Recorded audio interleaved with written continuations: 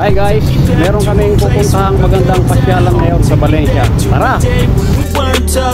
Take me back to an age when the world felt small. Way back before we blew it all. Take me back to a place where pagkasulinan muna tayo mga guys para di tayo magtulak. Take me back to an age when the world felt small. After natin magpagas, ayan na nga, diretso na tayo sa ating destinasyon. Alright. Kay Safe Ride nga pala yung gamit natin na scooter.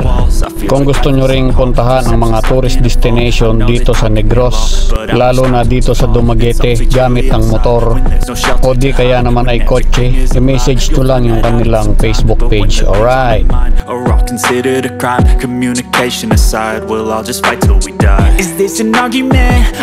At ito na nga, nakarating na tayo sa ating destinasyon. Ito yung tinatawag na Pulang Bato dito sa Valencia. Alam nyo, ang pinakamaganda dito guys, ito ay libre lang, libre. Maraming beses na akong nakabalik dito pero talaga namang hindi pa rin siya nakakasawang pagmasdan. Or maybe drown myself in something that is bottomless. Take me back to a place where I felt at home. Take me back to a day when we weren't alone. Take me back to. Kasama ko nga pala si Tata Canor, si Drelmar dito.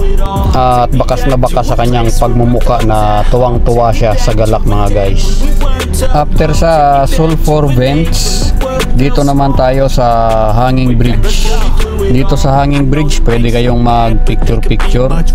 Tapos i-background nyo yung umuusok na bundok mga guys.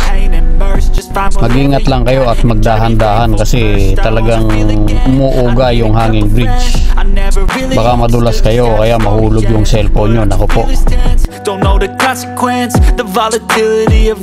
Ayan o, nakita nyo naman kung gaano kaganda guys, di ba?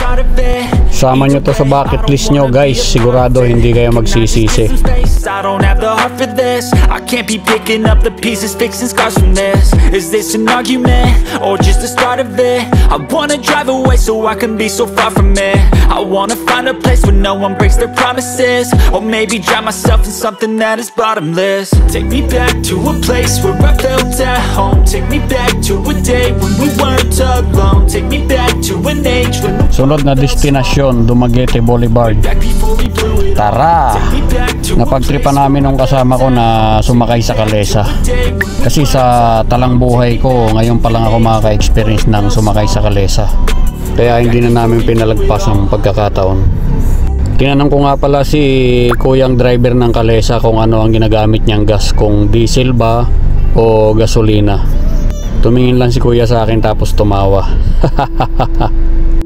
150 ang pamasahe dito guys.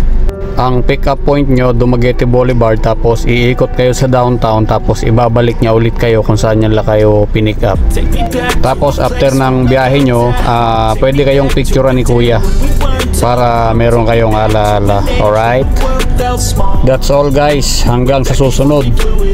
Take me back to a place where I felt at home. Take me back to a day when we weren't alone. Take me back to an age when the world felt small. Way back before we blew it all. Too many things going on, I can't keep track of them all.